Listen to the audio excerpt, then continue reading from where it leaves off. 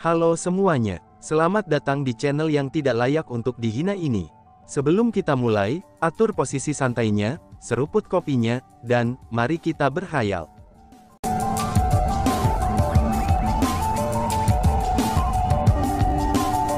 Melanjutkan cerita sebelumnya, Aula Judi Batu bukan hanya tempat kesenangan bagi para tamu yang tiba, tapi itu juga merupakan tempat yang penting untuk keuntungan bagi Aula Sekte Hantu. Dengan demikian, banyak penjudi akan tiba di Stone Gambling Hall dan melakukan Stone Gambling setiap hari. Beberapa orang telah meninggalkan jalur kultivasi bela diri mereka karena ini, dan beberapa bahkan kehilangan semua kekayaan keluarga mereka. Dari sini dapat dilihat bahwa, daya tarik perjudian batu benar-benar luar biasa. Meskipun Aula Judi Batu memiliki pintu masuk khusus untuk para penjudi, tapi itu masih berada di dalam Ghost Shack Hall. Jadi, itu bukan perjalanan yang panjang. Segera bagi Chu Feng, Xia Yun, dan Tetua Xingyi untuk tiba dengan apa yang disebut Stone Gambling Hall. Setelah tiba, Chu Feng akhirnya berhasil melihat apa yang disebut batu kristal hitam. Batu kristal hitam sepenuhnya berwarna hitam. Batu itu sangat hitam, sehingga benar-benar memantulkan cahaya yang bersinar di atasnya. Segera, Chu Feng berusaha menggunakan teknik formasinya untuk mengamati batu kristal hitam. Benar saja, dia tidak dapat melihat kedalaman batu itu. Dari sini dapat dilihat bahwa, Xia Yun tidak menipunya. Tampaknya para spiritualis dunia benar-benar tidak dapat melihat kedalaman batu kristal hitam itu. Namun ketika Chu Feng berusaha menggunakan mata surgawinya untuk memeriksanya, ia menemukan bahwa ada perubahan. Meskipun mata surgawinya juga tidak dapat melihat kedalaman batu kristal hitam, tapi efek mata surgawinya sudah jelas tidak terbatas hanya dengan melihat sesuatu. Aspek yang paling penting dari mata surgawi adalah, bahwa mereka dapat melihat detail yang tidak bisa dilihat oleh orang biasa. Mereka mampu menguraikan formasi, mencari makam, dan melihat melalui karakter seseorang. Adapun batu kristal hitam itu, terlepas dari betapa luar biasanya itu batu, mereka tetap benda material. Melalui mata surganya, dan Chu Feng masih dapat menemukan keanehan. Hanya saja, Chu Feng tidak dapat memastikan apakah apa yang dilihatnya ini benar atau tidak. Dia masih harus mempelajari batu kristal hitam dengan cermat. Dan untuk keberhasilan atau kegagalan, ia harus mencobanya terlebih dahulu. Chu Feng, ada terlalu banyak orang di sini. Ayo pergi ke lantai 2, kata Xia Yun. Yang disebut aula perjudian batu sebenarnya adalah istana yang luas dan mewah. Dan ada sekitar 3 lantai. Batu kristal hitam yang dijual di lantai pertama, semuanya adalah sisa-sisa batu kecil. Bahkan yang terbesar di antara mereka hanyalah ukuran semangka, dan yang terkecil di antara mereka hanya sebesar kentang. Karena itulah, harga mereka relatif murah. Lantai pertama memiliki jumlah besar orang. Begitu banyaknya, sehingga bahkan dapat dianggap sebagai kerumunan besar. Itu benar-benar pertemuan para penjudi. Xia Yun tidak ingin berlama-lama di lantai pertama. Mungkin karena batu kristal hitam di lantai itu terlalu kecil, dan tidak menarik perhatiannya. Di sisi lain, itu mungkin karena ada terlalu banyak orang di sana, dan itu membuat segalanya menjadi kacau. Karena Xia Yun dan Chu Feng mirip dengan selebriti di alam atas Cilio Kosem besar, saat seseorang mengenalinya, dia secara alami akan dikelilingi oleh orang lain dan menatap seperti monyet. Lihat-lihat, bukankah itu Chu Feng, jenius luar biasa yang mengalahkan Han Yu? Wow, siapakah kecantikan di samping Chu Feng itu? Dia terlalu cantik. Bagaimana mungkin ada wanita cantik di dunia ini? Dia benar-benar bukan manusia, tetapi peri celestial. Itu adalah Putri Suci Starfall Holy Land, salah satu dari 3 keindahan besar alam atas Cilio Kosem besar kami, Xia Yun. Apa? Xia Yun, Putri Suci Starfall Holy Land, oh surga. Aku sebenarnya cukup beruntung melihat Putri Suci Starfall Holy Land. Aku tidak memiliki penyesalan dalam hidupku, dan sungguh tidak ada penyesalan dalam hidupku, ucap kerumunan. Namun sayangnya, saran Xia Yun untuk pindah ke lantai 2 sudah terlambat. Mereka langsung dikenali setelah memasuki aula perjudian batu. Pada saat itu, semua orang melemparkan pandangannya ke arah mereka. Para penjudi itu bahkan melepaskan perjudian batu yang paling mereka cintai. Gelombang muncul dari kerumunan besar orang. Bahkan sejumlah besar orang mulai bergerak ke arah Chu Feng dan Xia Yun. Uhuk. Tepat pada saat itu, Tetua Xingyi batuk 2 kali. Meskipun batuknya sangat ringan, tapi orang-orang yang hadir semuanya dapat mendengarnya. Tetua Singi. Itu adalah Tetua Singi abadi Starfall 8. Seorang individu yang bermata tajam dalam kerumunan sebenarnya mengenali Tetua Singi. Setelah mendengar nama Tetua Singi, praktis semua orang yang hadir tidak lagi berani mendekati Chu Feng dan Xia Yun. Aula judi batu yang gempar sebelumnya, seketika menjadi sunyi. Sudah bukan menjadi rahasia umum lagi, bahwa Putri Suci Starfall Holy Land dilindungi oleh Starfall 8 Immortals. Siapakah Immortal 8 Starfall? Mereka semua keberadaan tingkat marsial Immortal. Adapun Tetua Singi, dia adalah pemimpin dari Starfall 8 Immortals, dan juga yang terkuat di antara mereka. Di hadapannya, karakter besar yang tak terhitung jumlahnya akan menghormatinya. Adapun orang-orang di level mereka, bagaimana mungkin mereka berani bertindak ceroboh di hadapannya? Teman-teman, tolong beri jalan. Putri Suci kami ingin melanjutkan ke lantai 2, Tetua Singi berkata.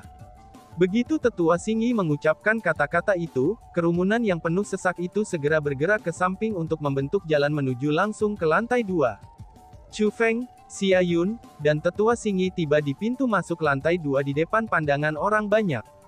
Lantai 2 bukanlah tempat yang bisa dimasuki siapa saja. Dan alasan untuk itu adalah, karena lantai itu dijaga. Yang menjaga pintu masuk adalah seorang lelaki tua yang sudah lanjut usia. Bukan saja dia terlihat cukup kuat, tapi dia memang cukup kuat. Jika menilai dari auranya, dia harus menjadi ahli tingkat marsial immortal juga. Dengan keberadaannya yang menjaga pintu masuk, itu bisa dilihat betapa Ghost Sect Hall menghargai aula judi batu. Selain itu, dengan orang tua yang menjaga pintu masuk, itu menggambarkan bahwa lantai 2 bukanlah tempat yang bisa dimasuki siapa saja. Di samping lelaki tua itu ada papan nama, dan di papan itu ada beberapa kata besar. 100 martial stone abadi per orang. Tentu saja Tetua Singi sudah siap. Dia sudah memiliki 300 immortal martial stone di tangannya, itu pada saat dia tiba di hadapan orang tua itu. Tetua Singi, Tuan Muda Chu Feng, Master Aula kami telah memberikan perintah. Kamu semua tidak perlu membayar biaya masuk saat datang ke sini, kata pria tua itu. Aturan adalah aturan. Mohon sampaikan terima kasih kami kepada Master Aula kamu, Tetua Singi berkata sambil tersenyum. Kemudian, dia menempatkan 300 Immortal Martial Stone ke dalam wadah daru batu giok yang terletak di samping. Meskipun wadah batu giok itu tidak terlalu besar, tapi itu memiliki efek yang identik dengan Cosmos Sax. Dan bahkan, volumenya sangat melampaui volume Cosmos Sax. Hanya 300 Immortal Martial Stone saja, mereka segera ditelan oleh wadah giok setelah mendarat di dalamnya.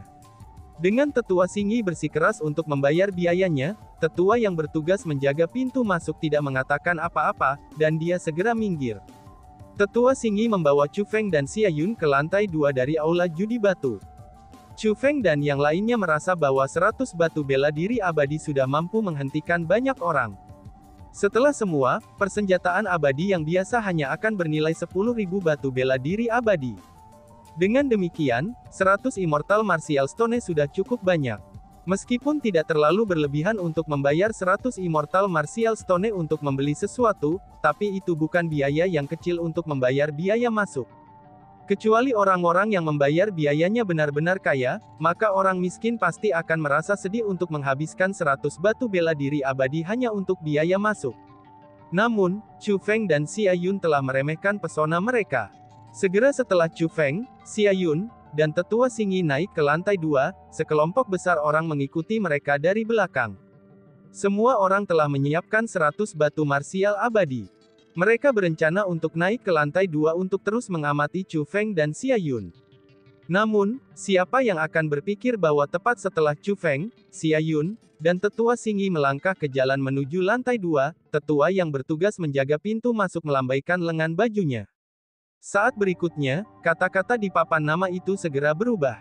Itu tidak lagi 100 batu marsial abadi per orang. Namun sebaliknya, itu menjadi 500 batu marsial abadi per orang. Mengapa ini jauh lebih mahal? Ini hanya seperti perampokan di jalan raya. Itu benar, 100 batu bela diri abadi adalah jumlah yang besar sejak awal. Bagaimana mungkin bisa ditingkatkan menjadi 500 batu bela diri abadi? Itu adalah 500 batu bela diri abadi yang kita bicarakan di sini. Dengan 500 Immortal Martial Stone, aku sudah bisa membeli banyak batu kristal hitam. Seru kerumunan. Semua kerumunan mengungkapkan ketidaksenangan di wajah mereka, itu ketika mereka melihat perubahan angka di papan nama. Pada saat itu, segala macam protes dapat didengar. Apakah Tuan Muda Chu Feng dan Putri Suci Starfall Holy Land tidak bernilai 500 batu marsial abadi? Terserah kalian semua, apakah kalian mau naik ke lantai 2 atau tidak? Namun, tidak ada yang bisa berpikir untuk naik tanpa 500 batu marsial abadi, kata tetua penjaga Ghost Sect Hall. Perpindahan sikap dari tetua penjaga Ghost Sect Hall ini benar-benar menghentikan banyak orang. Ketika 100 Immortal Martial Stone adalah sesuatu yang mereka temukan dengan enggan dapat diterima, maka 500 Immortal Martial Stone memang sesuatu yang melampaui toleransi banyak orang. Sementara kenaikan harga 500 Immortal Martial Stone berhasil menghentikan banyak orang, tapi masih ada sebagian orang yang memutuskan untuk membayar jumlah yang sangat besar. Mereka melakukan itu tanpa alasan lain, selain untuk dapat melihat Chu Feng dan Xia Yun. Melihat bahwa masih ada sekelompok besar orang yang mengikuti mereka, Chu Feng pun berkata kepada Xia Yun. "Haruskah kita pergi ke lantai 3?" tanya Chu Feng. "Biarlah, karena bagaimanapun dengan tetua Xingyi di sini, mereka tidak akan berani melakukan apapun.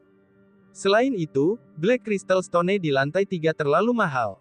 Jika kita hanya bersenang-senang, maka tidak ada alasan untuk pergi ke lantai 3, di lantai 2 saja sudah cukup," kata Xia Yun. Seperti yang dikatakan Xia Yun, kualitas batu kristal hitam di lantai 2 memang jauh lebih baik daripada lantai pertama. Namun, mereka juga jauh lebih mahal. Misalnya adalah batu kristal hitam di dekatnya, yang terkecil diberi harga 500 batu marsial abadi. Adapun yang terbesar, itu dihargai 3000 Immortal Martial Stone. Dengan batu kristal hitam di lantai 2 saja sudah sangat mahal, maka orang bisa membayangkan betapa mahalnya batu kristal hitam di lantai 3. Tetua Xingyi, saudara perempuan junior Xia, kalian berdua juga datang ke sini. Tepat pada saat itu, suara khawatir segera terdengar. Beralih ke arah suara, mereka melihat bahwa beberapa tokoh saat ini berjalan menuju Chu Feng dan yang lainnya. Orang yang memimpin kelompok itu adalah putra suci Starfall Holy Land, Song Yunfei. Di samping Song Yunfei adalah Ren Xiaoyao dari Paradise Valley. Mengikuti di belakang Song Yunfei dan Ren Xiaoyao, mereka adalah murid dari Starfall Holy Land dan Paradise Valley. Tentu saja, ada juga orang-orang dari generasi muda yang tidak berasal dari Starfall Holy Land dan Paradise Valley. Selain itu, jika menilai dari pakaian mereka, mereka haruslah orang-orang dari keluarga bangsawan. Ketika Song Yunfei dan Ren Xiaoyao melihat Chu Feng, mereka mengungkapkan kebencian pahit di mata mereka. Ini terutama ketika mereka melihat Xia Yun di sebelah Chu Feng dengan cara yang imut dan tak berdaya. Melihat itu, Song Yunfei sangat marah sehingga bola matanya hampir jatuh dari rongga matanya. Dengan demikian, Song Yunfei memutuskan untuk sepenuhnya mengabaikan Chu Feng, dan tidak menyambutnya sama sekali. "Kakak senior Song, aku di sini menemani Tuan Muda Chu Feng untuk berpartisipasi dalam majelis lelang akbar ini. Kebetulan kami bosan, dan memutuskan untuk berjalan-jalan di Stone Gambling Hall ini. Sungguh kebetulan sekali melihat kalian semua di sini juga," kata Xia Yun. Xia Yun tetap lembut dan sopan seperti sebelumnya. "Namun, kata-kata aku di sini menemani Tuan Muda Chu Feng, itu telah menusuk hati Song Yunfei dengan sangat menyakitkan. Chu Feng bahkan bisa merasakan niat membunuh yang intens dari mata Song Yunfei. Aku benar-benar tidak pernah berharap kalau adik perempuan Xia juga tertarik pada perjudian batu. Karena itu masalahnya, ikuti aku. Kakak senior akan memilih pasangan Black Crystal Stone untukmu. Aku jamin kamu tidak akan kembali dengan tangan kosong," kata Song Yunfei. "Kakak Song, tidak perlu merepotkanmu. Tuan Muda Chu Feng dan aku secara kausal akan berjalan-jalan, dan memeriksa berbagai hal." Xia Yun menolak niat baik Song Yunfei tanpa ragu sedikit pun. Itu benar, dia menolaknya. Selain itu, dia telah menolaknya secara langsung. Hal ini tidak bisa lagi menarik kebencian ke arah Chu Feng, dan tindakannya itu hanya sengaja membuat marah Song Yunfei. Setelah semua, mereka semua tahu apa yang terjadi antara Chu Feng dan Song Yunfei. Bahkan jika Xia Yun tidak melakukan apa-apa sama sekali, Song Yunfei pasti masih akan membuat masalah bagi Chu Feng di masa depan. Dengan demikian, penolakan Xia Yun pasti dilakukan dengan sengaja. Dia sengaja membuat marah Song Yunfei, dan sengaja membantu Chu Feng membuat marah Song Yunfei. Ini buruk. Gadis itu sebenarnya membuat marah seseorang dari kekuatannya sendiri kepada dirimu. Dia tidak mungkin tertarik padamu kan? Si ratu berkata dengan tawa nakal. Lupakan saja, aku tidak mungkin menangani seorang gadis seperti dia. Siapa yang tahu apa yang dia rencanakan? Balas Chu Feng.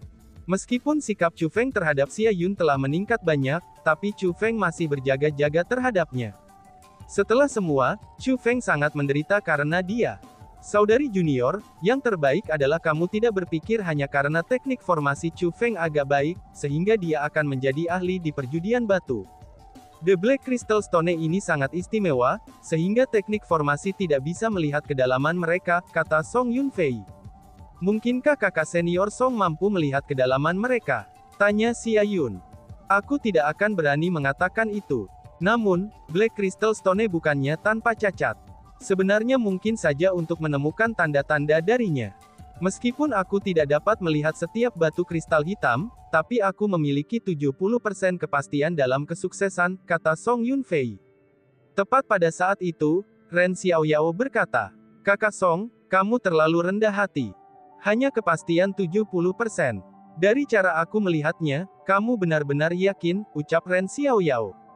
Kemudian, dia menoleh ke arah Xia Yuner dan berkata kepadanya, Nona Xia, kamu mungkin tidak tahu tentang ini. Saudara Song terkenal di aula perjudian batu. Ia dikenal sebagai mata ilahi. Secara praktis, dia benar dengan penilaiannya di setiap batu kristal hitam. Dia belum pernah gagal sebelumnya. Jika kamu ingin dia membantumu memilih batu kristal hitam, kamu pasti akan mendapat untung, tambah Ren Xiaoyao. Begitukah? Tanya Xia Yun sambil mengungkapkan tatapan skeptis. Xia Yun pernah bermain dengan Stone Gambling sebelumnya. Namun, upayanya yang sebelumnya telah berakhir dengan kerugian besar. Selain itu, dia memang mendengar desas-desus bahwa ada orang yang mampu menentukan isi batu kristal hitam, itu melalui cara khusus tanpa menggunakan teknik formasi. Seorang individu yang jago itu telah muncul di Stone Gambling Hall sebelumnya.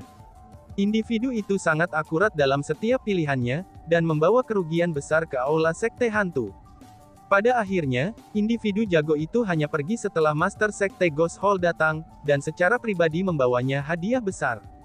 Kalau tidak, jika individu jago itu tetap berada di aula judi batu, dia kemungkinan akan membuka semua batu kristal hitam yang berharga, dan membuat batu aula judi batu sekte hantu menjadi bangkrut. Sementara Xia Yun tidak percaya bahwa Song Yunfei sekuat individu jago itu, tapi ia tetap ingin tahu apakah Song Yunfei benar-benar memiliki semacam teknik. Menurut kabar, Xia Yun tidak ingin meninggalkan Chu Feng sendirian. Dia tahu konflik antara Chu Feng dan Song Yunfei dengan sangat baik. Dengan demikian, tidak mungkin bagi Chu Feng untuk menemani Song Yunfei juga.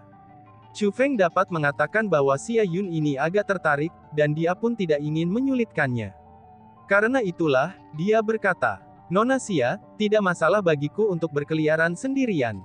Kamu bisa pergi bersamanya, ucap Chu Feng. Kalau begitu Tuan Muda Chu Feng, harap tunggu sebentar.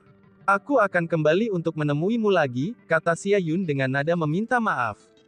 Mendengar kata-kata itu, kecemburuan sekali lagi muncul di mata Song Yunfei.